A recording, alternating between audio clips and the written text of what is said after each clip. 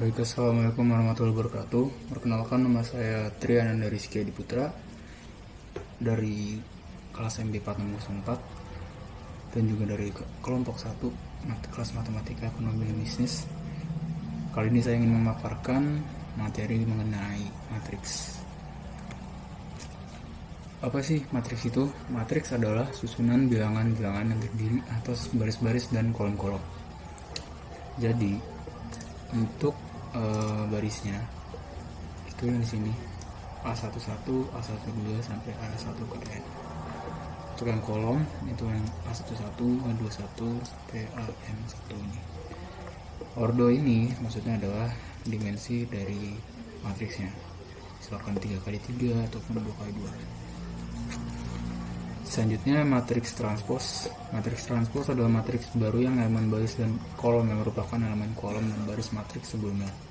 Jadi seperti di sini, tuh baris pertama itu A12, baris kedua ada A34, baris ketiga ada 56. Nah, itu dibalik menjadi kolom, jadi kolomnya menjadi A12, 34, 56, seperti ini bentuknya. Selanjutnya, apa saja peranan matriks? Pertama, untuk menyatakan suatu sistem persamaan yang rumit dalam suatu cara yang ringkas dan sederhana.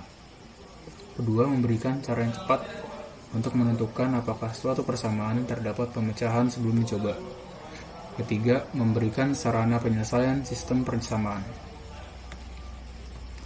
Jadi ada kaidah dalam matriks, operasi penjumlahan, pengurangan, dan perkalian. Syaratnya, kedua matriks yang akan dijumlahkan atau dikurangkan harus berdimensi sama. Jadi di sini ada contoh soal. Pertama, langsung aja kita hitung A tambah B. Nah, jadi kalau yang penjumlahan kita langsung tambah 1 tambah 6, 2 tambah 8, seterusnya. Di sini ya, 1 tambah 6, 2 tambah 8, 4 tambah 4, 3 tambah 2. Hasilnya adalah 7, 10, 8, 5. P dikurang Q. Nah, ini yang pengurangan sekarang. Sama seperti yang penjumlahan, jadi dia 2 kurang 3, lalu 3 kurang 1, 6 kurang 7, 9 kurang 5. Hasilnya adalah ini 1 terus ini 2, ini 1 juga, ini 4. Nah, kalau ini yang perkalian ini cukup agak berbeda. Jadi kalau di perkalian itu dia dioperasikan seperti ini. Misalkan untuk yang A11 itu 3 kali 4, 4 kali 6. Untuk yang A12 itu 3 kali 5, 4 kali 4. Nah, seperti itu. Kita sendiri aja ya. 3 kali 7. Oh, ini ditambah ya. 4 kali 6. Jadi ada 3 kali 5 tambah 4 kali 4. Yang bawahnya juga salah.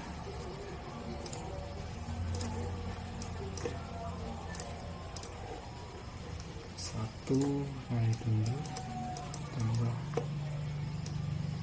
2 kali 5 tambah 4. Ini 21 tambah 24, 7 tambah 12, ini 15 tambah 15, ini 5 tambah 8. Hasilnya adalah, nah, semoga kelihatan ya, di sini 45, 31, 19, 13. Oke, untuk yang perkalian. Lanjut ada determinan matriks. Determinan matriks merupakan selisih antara perkalian elemen-elemen pada diagonal utama dengan perkalian elemen-elemen pada diagonal sekunder. Untuk yang matriks berorder 2x2 itu dia hanya dioperasikan seperti ini, A dikali D dikurang B dikali C, seperti ini ya. Untuk yang 3x3 ordonya bisa dilakukan dengan metode Sarus, itu seperti ini. Ada contohnya, karena dengan ini dia jadi tambahin kolom pertama dan kolom kedua di sini. Kita coba pakai yang ini metode Sarus ya. Kita masukin dulu 2.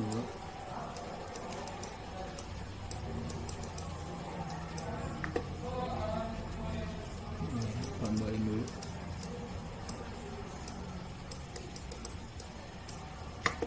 Nah, kita bisa kita kalikan ini 4 kali 4 2 kali 3 tambah yang ini ya 2 kali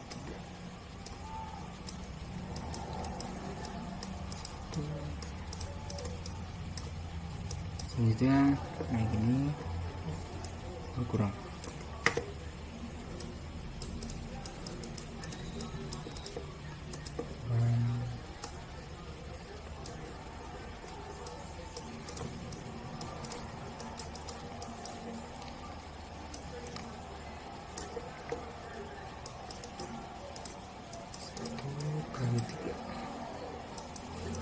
Kalikan ini bisa 4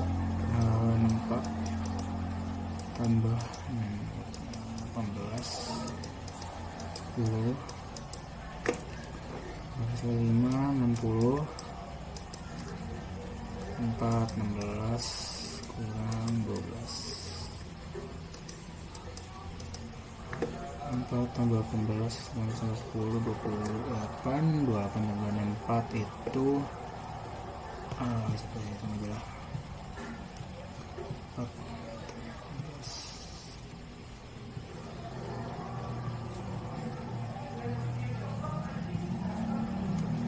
Oke, hasil 4 ya. Jadi determinan A nya adalah 4. Oke, kita determinan matriks minor dan kofaktor. Caranya dijelaskan sebagai berikut. Misalkan AIJ adalah suatu matriks yang diperoleh dengan cara menghilangkan baris KI dan kolom kunci dari suatu matriks A berordo M kali N. Didefinisikan sebagai berikut. Pertama, minor elemen AIJ diberi notasi MIJ adalah MIJ sama dengan determinan dari AIJ. Kedua, kofaktor elemen AIJ diberi notasi alfa IJ adalah alfa IJ sama dengan min 1 pangkat I plus J. Langsung aja ke contoh. Misalkan di sini ada M, ada materi sini kita cari M11 itu minornya. 11 berarti baris 1 kolom 1. Ini matriksnya 5 6 8 9. Kali aja 45 kali gini 45 dikurang taruh min 3. Terus lanjut ke M13 misalnya masuk M13 ini berarti baris ke 1 kolom 3. 45 7 8 4 kali 8 32 kurang 35 sama 3. Nah, lanjutnya kita cari kofaktornya. Kofaktornya kita coba cari satu-satu. caranya seperti yang tadi, min 1 pangkat I plus J, berarti I plus J 1 T2 dikali, oh ya, ini ada yang kurang, bentar, ini harus dikali J, ini dikali M11 nya tadi, min 1 min 3. Nah, karena ini genap udah jadi plus, min 3 berarti min 3 ya, A1 3. Coba yang sama, pangkat 3 pangkat 4 maaf, dikali yang 3, ini benar juga, jadi dia 1 yang 3 sama, ini juga yang 3. Coba nanti aja kita aja ke join matrix. Join matrix merupakan transpose dari suatu matriks yang elemen-elemennya merupakan kofaktor dari elemen-elemen matriks tersebut. Jadi kalau join tuh saya contohin itu dulu. Misalkan ada matriks A, 2 7 4 6 gitu, 2 7 4 6. Kita cari dari M-nya tadi, jadi M11, M12 semua dicari. M11 berarti dia dari 1 kolom ke 1 itu 6, M12 nya 7, kok 7 sih, 4,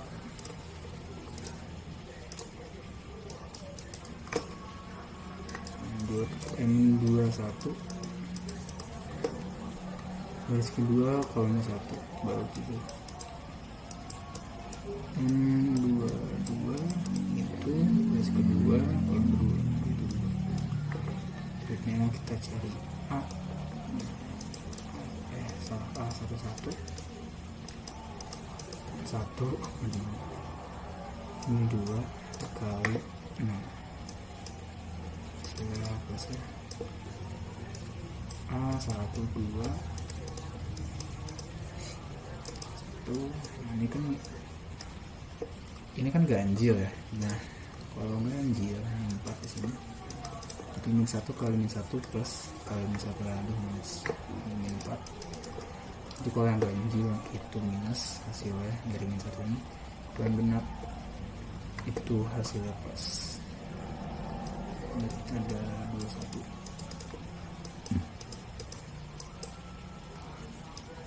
3 7, jadi hasilnya 7, ada 22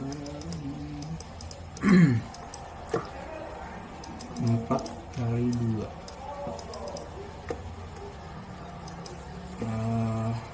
ini plus ya.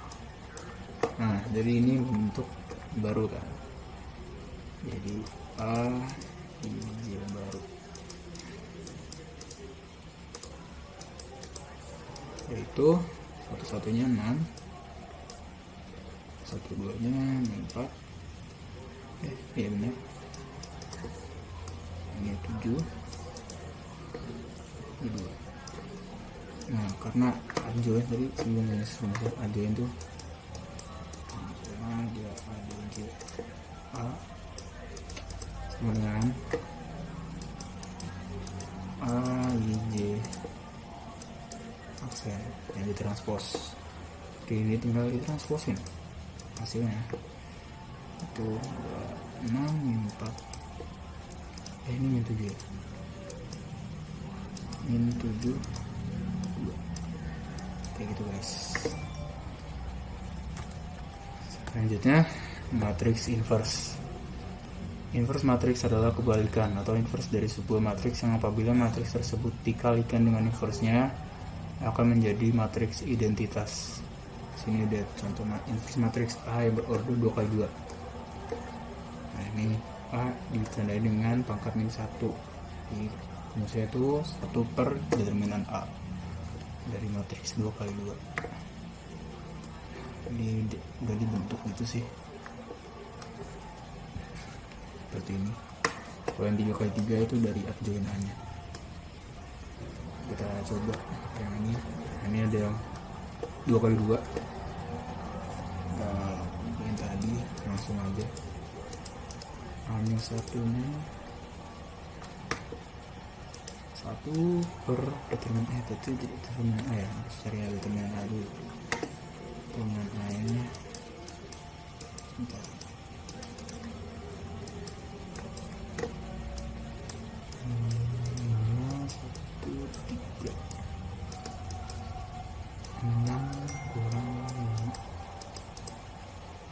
Satu berarti ya udah yang ini. Nah, prosesnya seperti yang ini, dari yang ini B dulu, terus min B, terus min C. D di sini, terus min B, terus min C, terus 2. Udah deh, satu persatu. Jadi inverse-nya itu sama dengan 3 min 5 min 1 sama dengan 2. Oke, jadi untuk yang inverse totalnya segini. Bisa lanjut ke penerapan matriks pada sistem persamaan linear.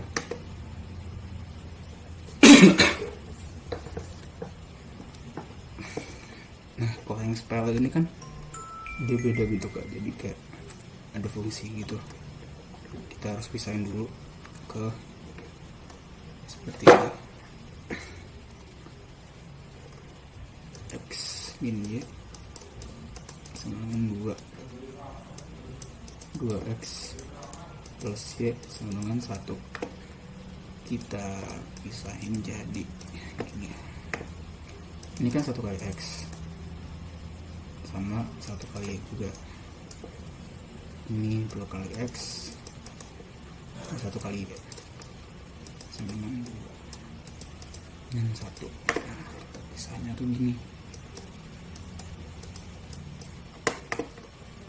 Jadi matriks 1 1 2 1. Ini min 1 keluar. Terus ini X ya.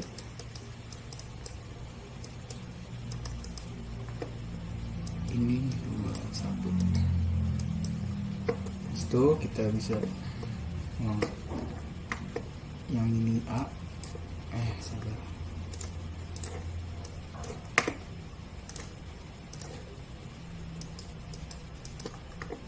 Ini A, yang ini B, yang ini C. Nah, setelah udah bisa lanjut untuk kayak gini. Sama dengan C, kita cari dari matriks B nya yang X yang ini. Dipindahin jadi min 1C. Udah, ini mungkin enakin dihapus gitu. Ini X Y sama dengan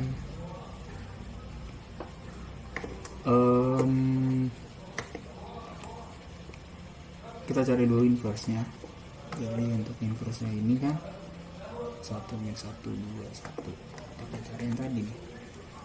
Nah, kayak gitu.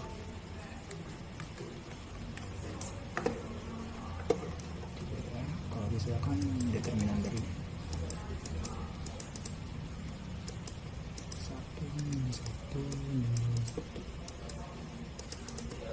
2 1 kali 1 1 kali 2 min 2 1 min plus 2 berarti 3 gitu kan determinannya.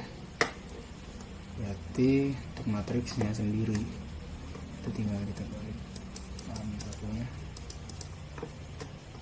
sama dengan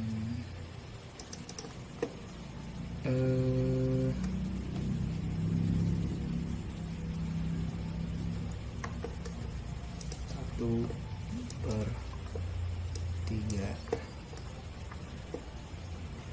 di jadi kayak tadi ya, 1 1 ini jadi 1, ini 2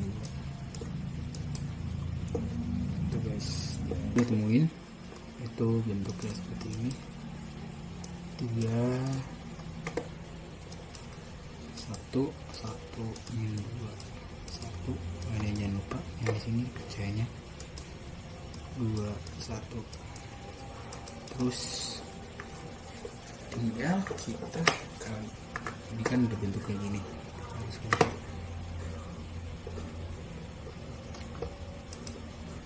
Hasilnya saya hitung itu 3 per 3 3 per 3 sebenarnya. Jadi bentuknya seperti ini, ini 3 per 3. Nah, jadi untuk X dan Y hasilnya itu nilainya adalah 1 dan min 1. X nya 1, Y nya min 1. Lanjut ke metode Cramer. Metode Cramer merupakan suatu metode untuk menyelesaikan sistem persamaan linear melalui pemakaian determinan. Ini ada rumusnya di sini. Langsung aja ke metode Cramer-nya siapa? Sama seperti yang tadi, kita pisah dulu nih. Sini kan ada 2 kali X, 3 kali Y.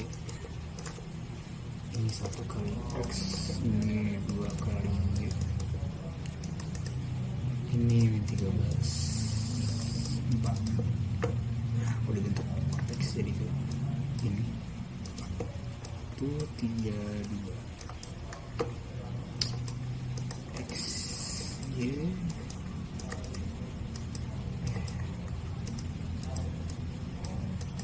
plus 4. Nah, kalau udah, kita ini langsung aja ke nyari determinannya. Setelah nyari determinan, lanjut setelah cari determinan, dari determinan pertama ya, hasilnya 4 kurang 3, determinan 1. Lalu kita cari determinan X ya. Determinan X kita taruh yang ini ke kolom pertama, jadi bentuk seperti ini. 4 di sini, 3 2. Ini kan 13 kali 2 itu 2 min 2 nya jadi kurang 12, totalnya min 38.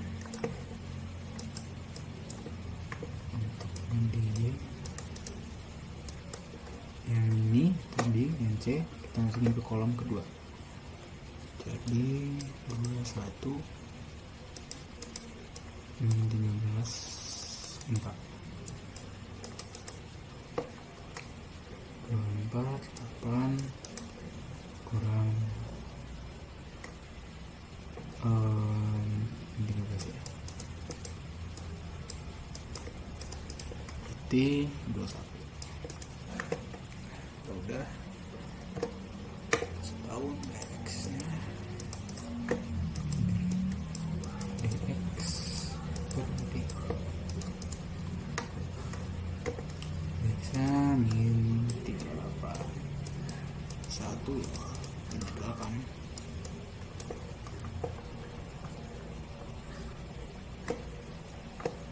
Sini yang Y, ini DY, ini bagi D. D nya kan 21 bagi 1 dengan 21. Oh ya, sebelumnya tadi itu ada yang salah, ada yang kurang. Ini harusnya kan min 3, jadi di sini min 3. Di sini min 3, di sini min 3, min 3. Nah, nanti kan kalau ini min 3 kali 24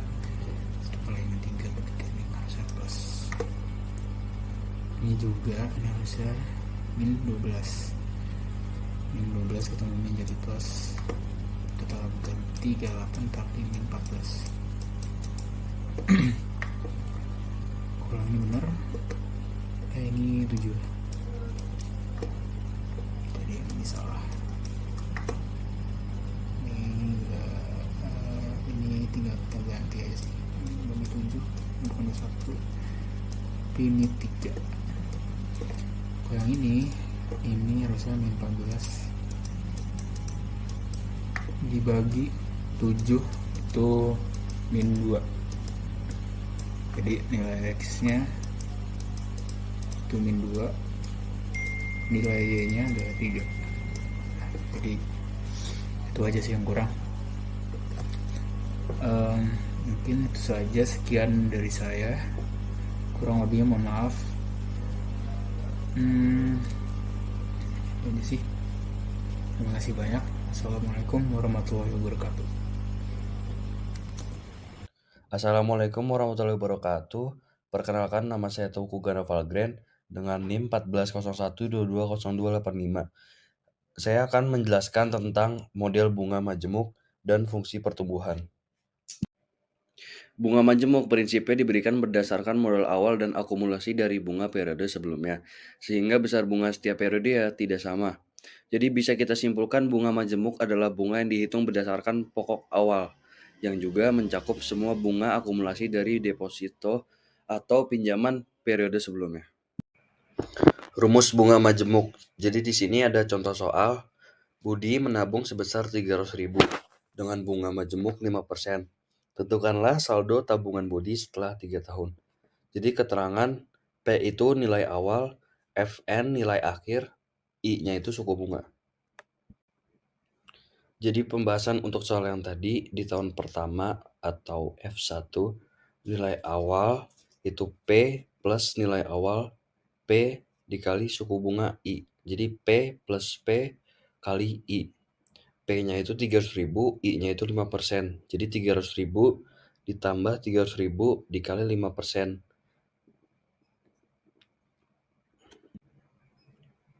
Lanjut ke yang keduanya. Untuk di tahun kedua, F2 sama dengan nilai awal P plus nilai awal P dikali suku bunga I. Masih sama kayak yang tadi, caranya F1 plus F1 dikali I. P1 plus I plus P1 plus I dikali I. Nah itu untuk jadi F2-nya P1 plus I dipangkatin 2. Jadi ini cara di tahun ketiga. Tahun ketiga tuh F3 sama dengan P sama kayak tadi yang caranya P plus P dikali I. Nilai awal plus nilai awal dikali suku bangsa.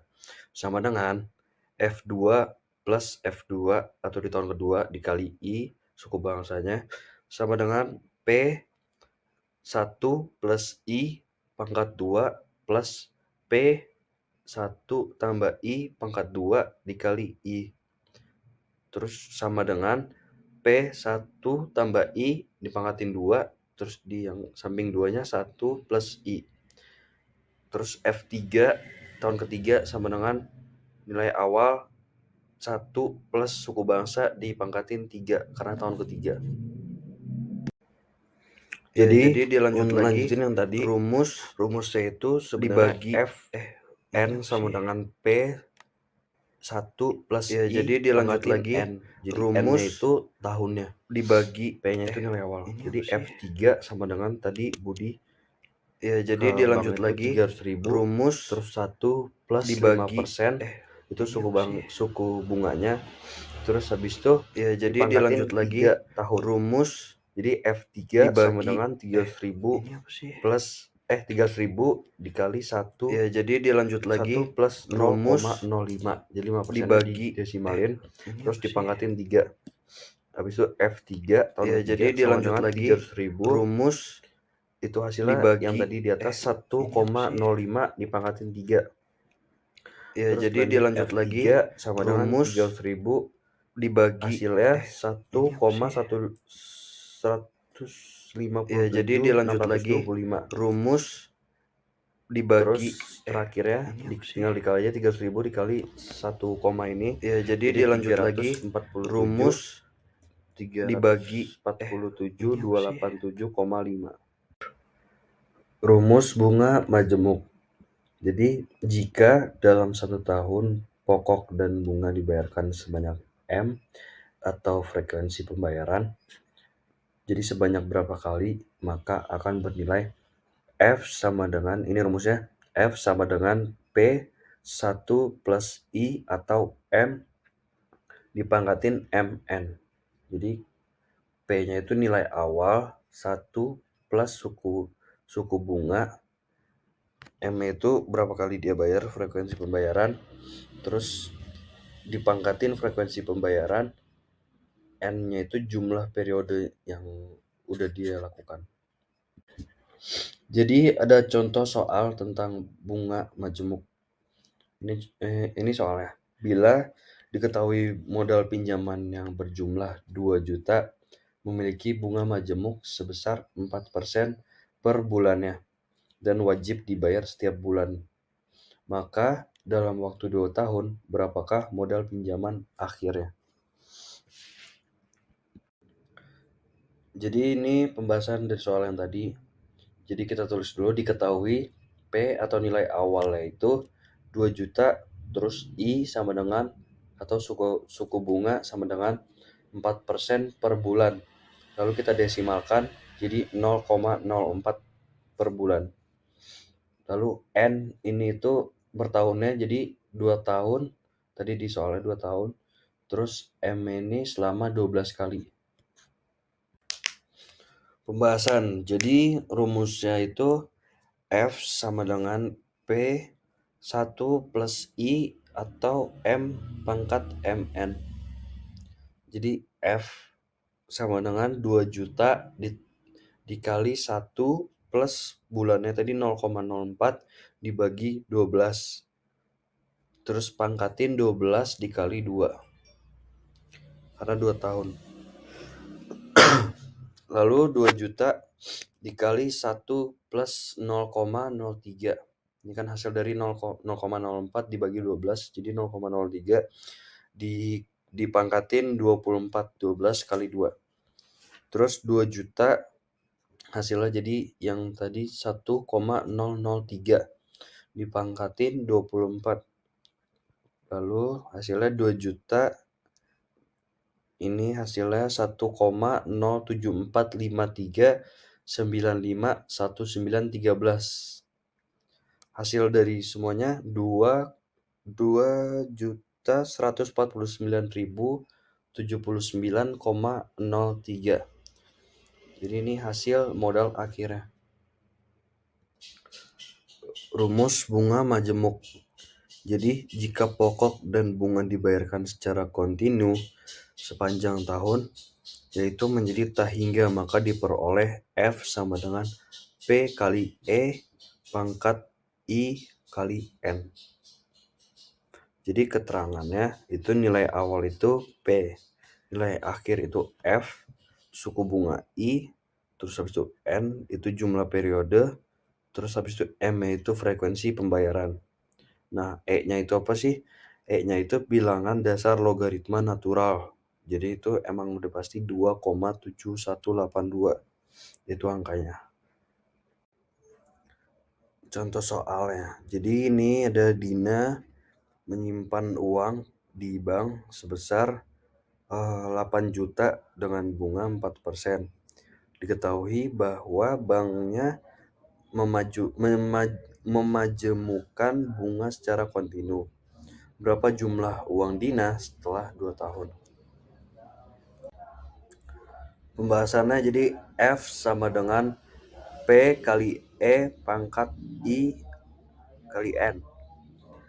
F atau nilai akhir 8 juta dikali 2,7182, ini yang logaritma tadi, dipangkatin 0,04 itu yang bunganya, suku bunga, lalu 2 itu 2 tahun, 8 terus sama dengan 8 juta sama 8 juta dikali totalnya ini 1,08328. Jadi total semuanya itu F sama dengan 8,666240. 8.666.240. Lanjut ke pembahasan berikutnya tentang fungsi pertumbuhan. Tadi saya sudah dijelaskan di awal akan menjelaskan tentang fungsi pertumbuhan. Jadi itu menjelaskan isinya itu tentang kurva Gompertz.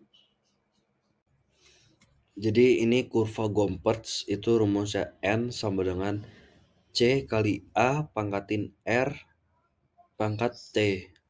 Jadi N-nya itu variabel yang diamati, R-nya itu tingkat pertumbuhan rata-rata, habis itu A-nya itu proporsi pertumbuhan awal, C-nya batas jenuh pertumbuhan asimtot atas, T-nya indeks waktu. Jadi ini gambar kurva Gompertz ya. Dia ada dua tipe. Ini jadi contoh soalnya untuk kurva Gompertz.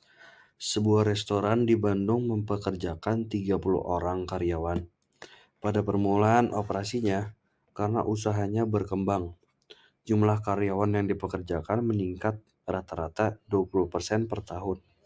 Berdasarkan pertimbangan bisnis, sang manajer memutuskan tidak akan mempekerjakan lebih dari 300 orang karyawan.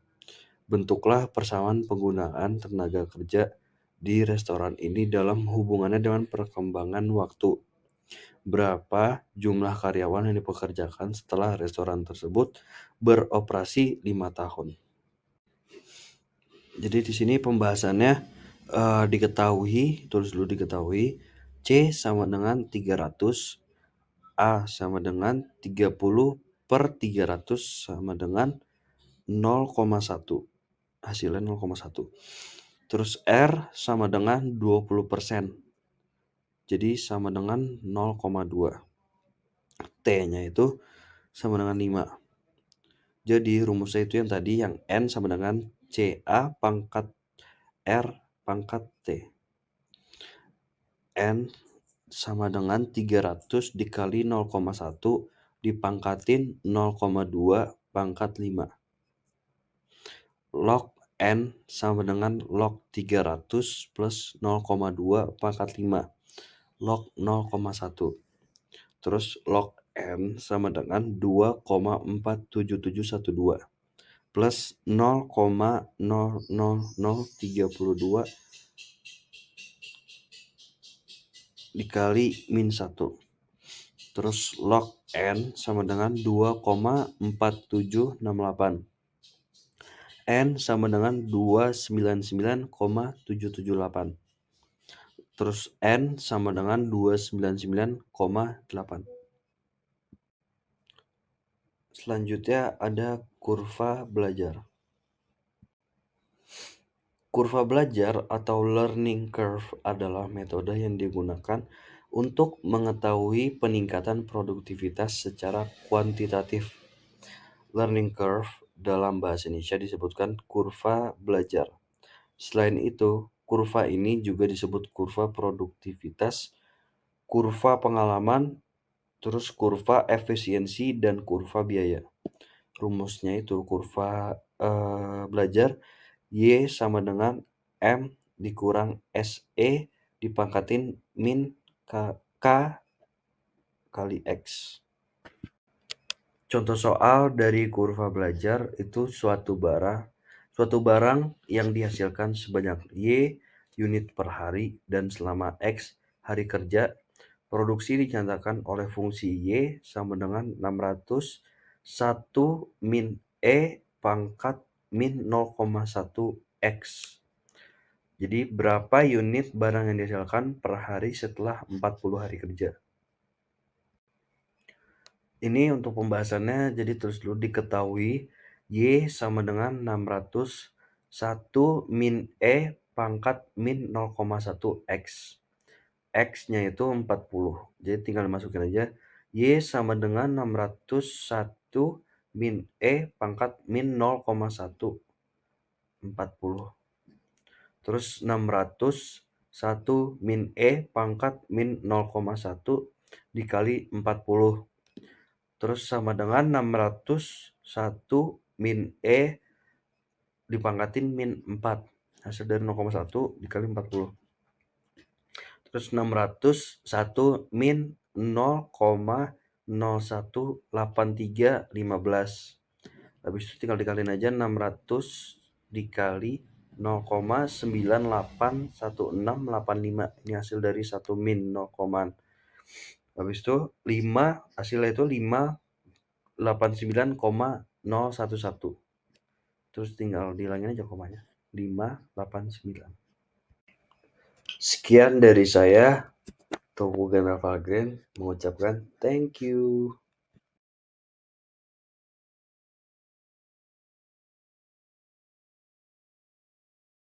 Assalamualaikum warahmatullahi wabarakatuh. Perkenalkan, nama saya Muhammad Zakwan dari kelas MB 4604. Di sini saya ingin mempresentasikan fungsi diferensial beserta aplikasinya. Apa itu diferensial? Diferensial adalah konsep yang mendasar dalam kalkulus yang memungkinkan kita untuk memahami perubahan suatu fungsi saat variabelnya berubah. Untuk topik pembahasan, kita ada pertama di definisi turunan, kedua penyelesaian turunan, ketiga aplikasi turunan, keempat penyelesaian aplikasi turunan.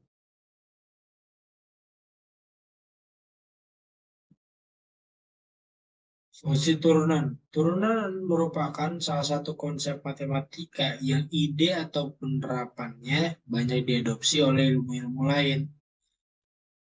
Dan ini definisi fungsi turunan. Contoh soal turunan.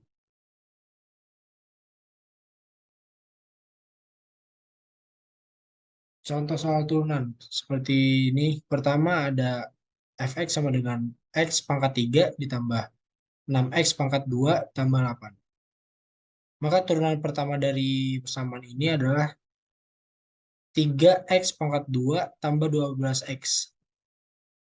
Kenapa jadinya seperti ini?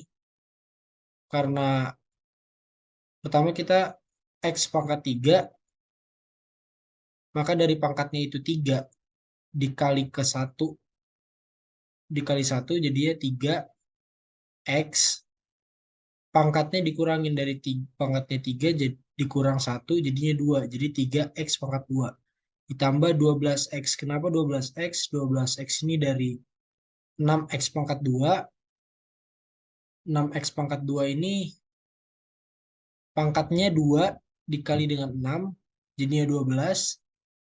2 dikurang 1 jadi 1, jadi hilang, jadi 12x gitu. Yang kedua ada fx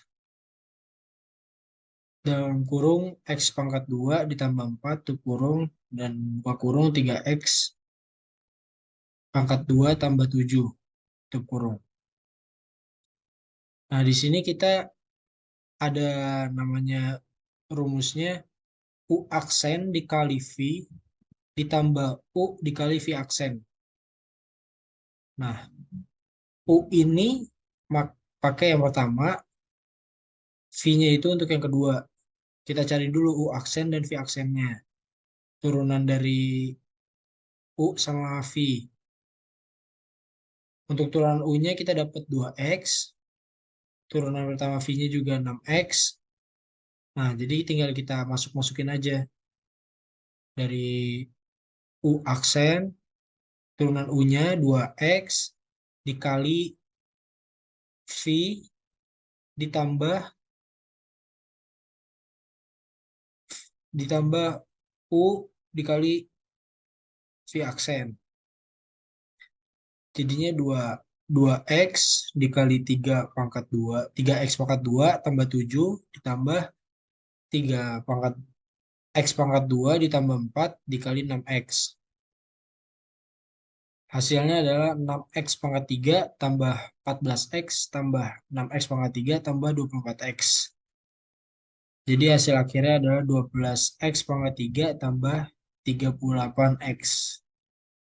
Nah, untuk yang ketiga adalah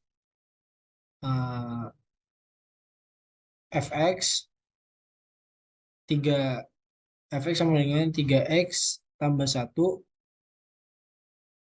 per 4x kurang 2. Nah, kalau ini syaratnya beda lagi sama yang di atas. Yaitu U aksen dikali V dikurangin U dikali V aksen dibagi V pangkat 2. Nah, sama kayak tadi kita cari dulu U aksen dan V aksennya. Setelah itu kita tinggal masukin aja. Jadinya 3 dikali 4x kurang 2 dikurang 3x tambah 1 kali 4 dibagi 4x kurang 2 pangkat 2. Jadi hasil total akhirnya adalah minus 10 bagi minus 10 per 4x kurang 2 pangkat 2. Itu hasil akhirnya dari persamaan di atas. Nah, aplikasi turunan fungsi elastis dan marginal.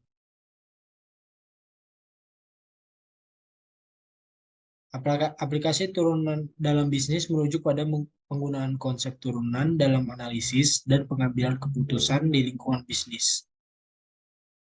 Yang pertama ada elastisitas harga permintaan, yang kedua fungsi biaya total kuadrat, yang ketiga fungsi biaya kubik, yang keempat fungsi biaya total linear. Contoh soal aplikasi turunan. Ini contoh soal aplikasi turunan yang biaya total kuadrat. Biaya total kuadrat aja yang kedua.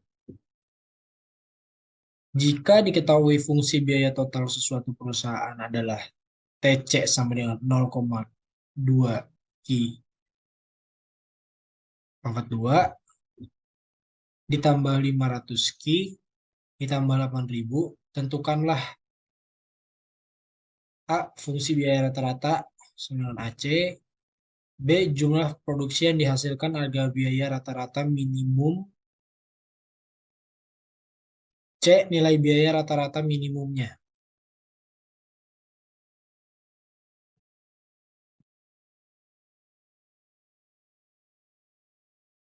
Ya, jadi pengerjaannya untuk yang A, jika TC sama jika TC 0,2 Ki pangkat 2 ditambah 500 Ki ditambah 8.000, maka fungsi biaya rata-rata adalah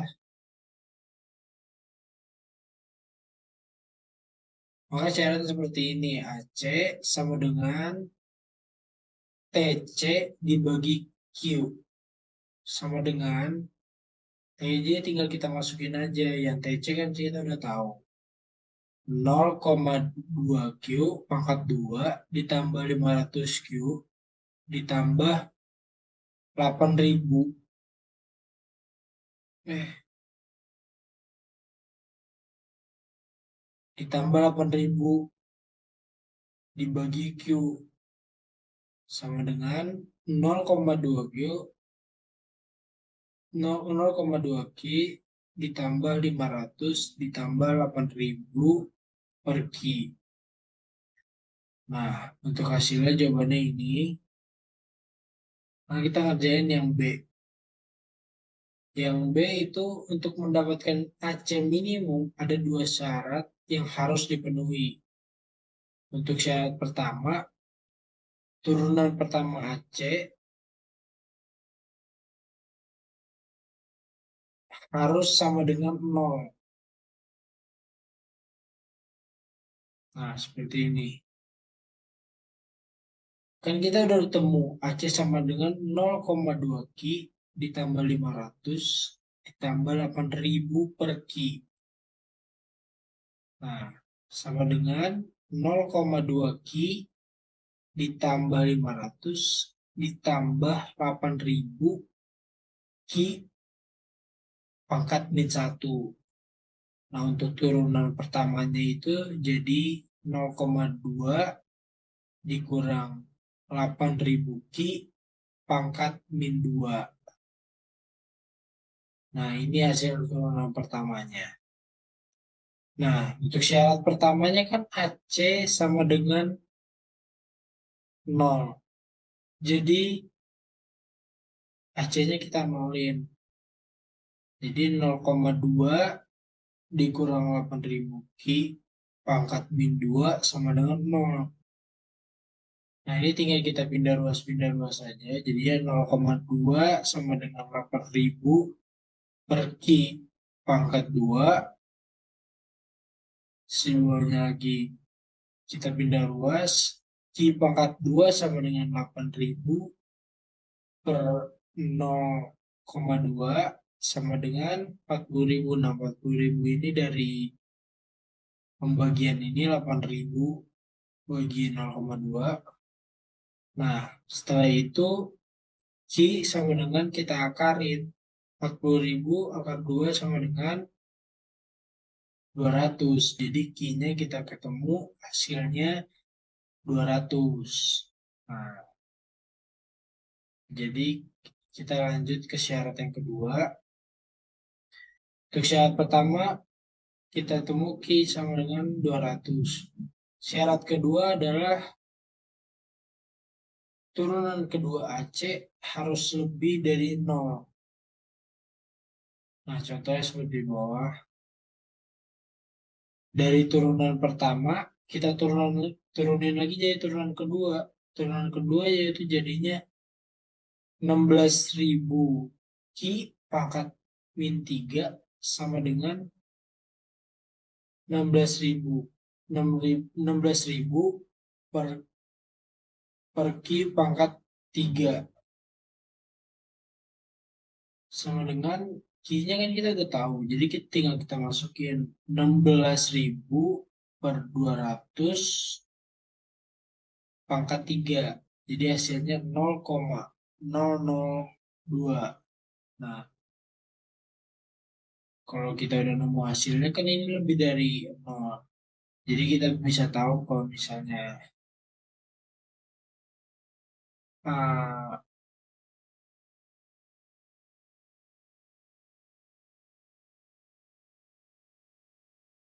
ya, jadi kita tahu turunan kedua AC itu hasilnya minimum karena hasilnya itu lebih dari 0.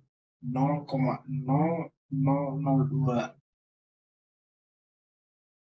Nah, setelah itu kita lanjut ke yang bagian C. Selanjutnya untuk mendapatkan AC minimum, substitusikan nilai Q sama dengan 200 ke dalam persamaan yang diperoleh pada jawaban A, yaitu AC minimum sama dengan TC per Q. Sama dengan kita masukin tadi AC-nya sama kayak tadi 0,2 Ki pangkat 2 ditambah 500 Ki ditambah 8.000 per Ki. Sama dengan kita masukin Ki-nya. Ki-nya kan kita udah tahu 200. Jadi 0,2 dikali 200 pangkat 2 ditambah 500 kali 200 tambah 8.000 per Ki per 200. Hasilnya adalah 116.000 dibagi 200. Jadi hasilnya 580. Jadi biaya rata-rata minimum sebesar Rp500 dapat diperoleh jika perusahaan menghasilkan produk sebanyak 200 unit. Sekian untuk presentasi saya ini.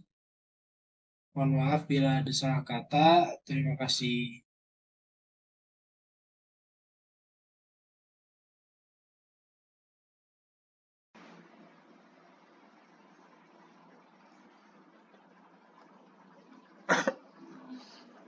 Assalamualaikum warahmatullahi wabarakatuh. Perkenalkan, nama saya Torik Syabani. Di sini saya akan menjelaskan optimasi bersyarat metode Lagrange. Metode Lagrange ini perhitungan nilai ekstrim sebuah fungsi yang menghadapi kendala berupa sebuah fungsi lain dan membentuk sebuah fungsi baru, yaitu fungsi Lagrange. Nah, fungsi Lagrange ini misalkan hendak dioptimumkan Z sama dengan fx y dengan syarat harus terpenuhi u sama dengan gx y, maka fungsi Lagrange-nya adalah fxy lambda sama dengan fxy ditambah lambda gxy. Nah, untuk optimasi fungsi Lagrange yang pertama harus mencari nilai ekstrim, dapat dicari dengan memformulasikan derivatif parsial pertamanya sama dengan 0. Nah, yang kedua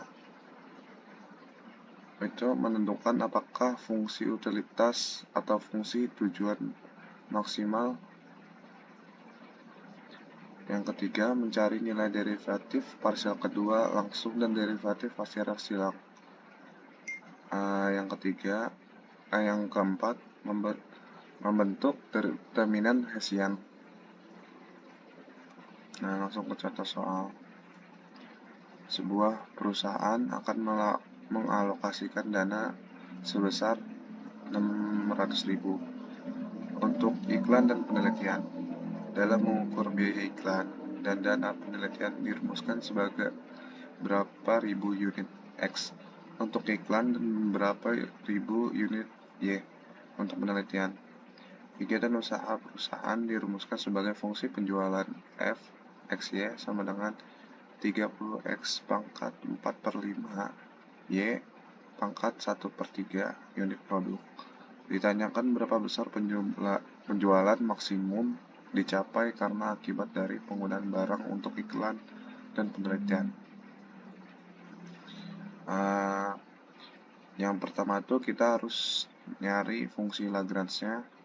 Untuk mencapai tujuan maka dibuat rumus fungsi tujuan dalam ribuan menjadi fx y sama dengan 30x 4/5 y 1/3 dan batasan fx y sama dengan X ditambah Y sama dengan 600 diubah dalam persamaan implisit 600 min X min Y sehingga fungsi Lagrange-nya 30X 4/5 Y 1/3 ditambah lambda kurung buka 600 dikurang X dikurang Y. Nah, yang kedua itu kita cari titik stasionernya yang berupa df per dx sama dengan 0, df per dy sama dengan 0, dan df d lambda sama dengan 0. Yang untuk persamaan pertama untuk mencari df sama dengan df per dx sama dengan 0 itu kita langsung turunin persamaan pertama di sini ya. Jadi turunan pertama itu 24x min 1/5 y 1/3 y pangkat 1/3 min lambda sama dengan 0 dibuat persamaan 1. Nah, ini untuk turunan pertama df per dy itu 10x 4/5 y min 2/3 dikurang lambda sama dengan 0 dijadikan persamaan kedua.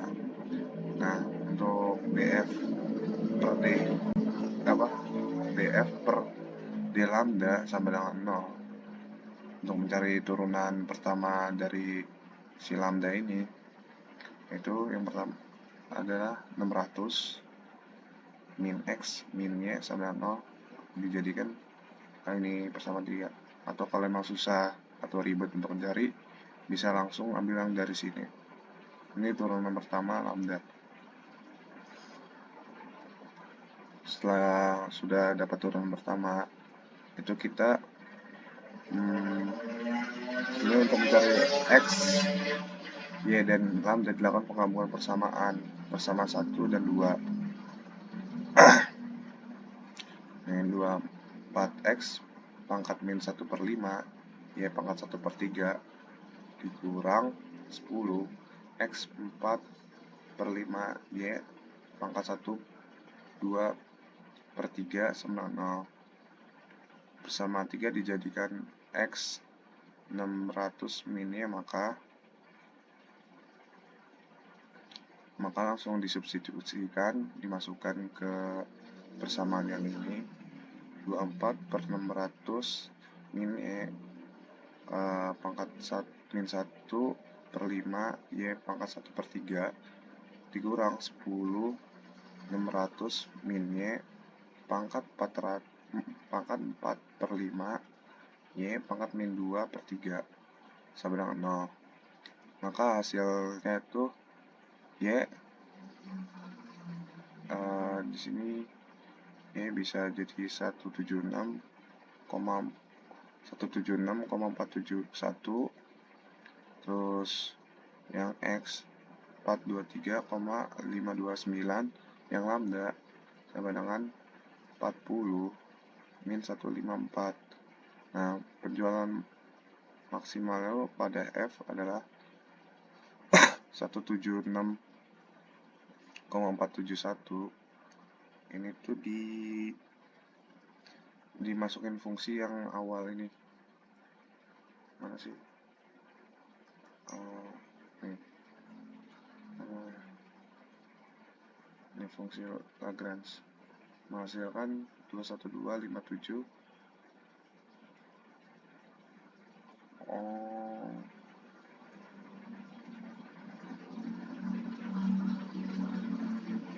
Enggak.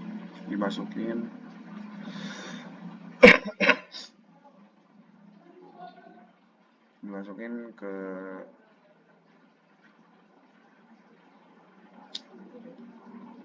mana?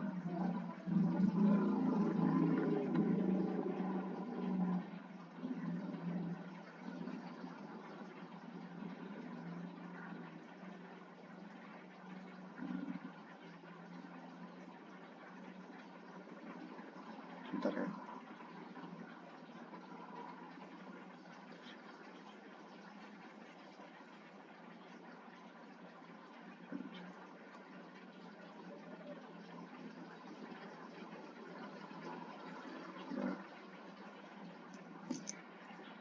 Coba kita kalkulator.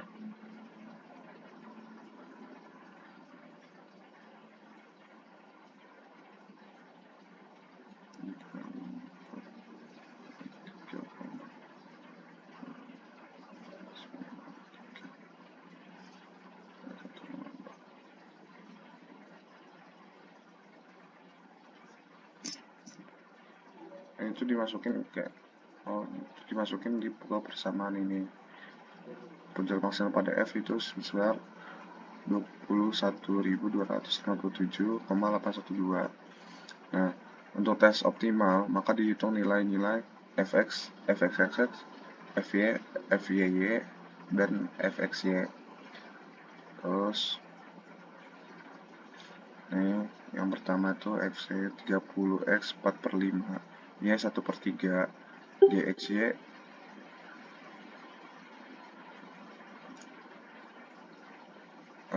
dxy sama dengan x ditambah y fx xy itu 24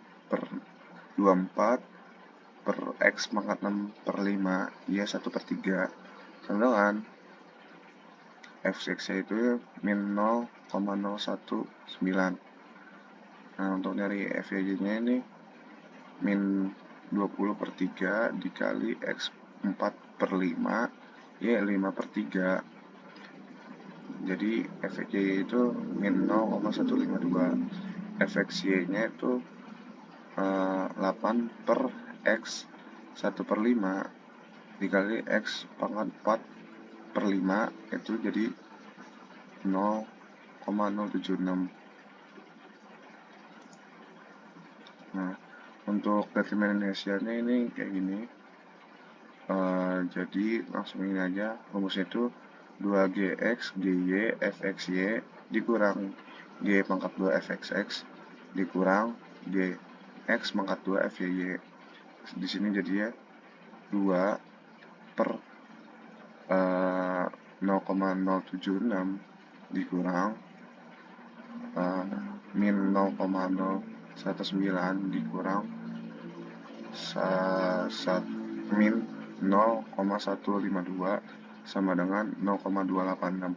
Ini terbukti hasilnya lebih daripada 0, berarti maksimum. Nah, kalau misalnya ini kurang dari 0 itu berarti hasilnya itu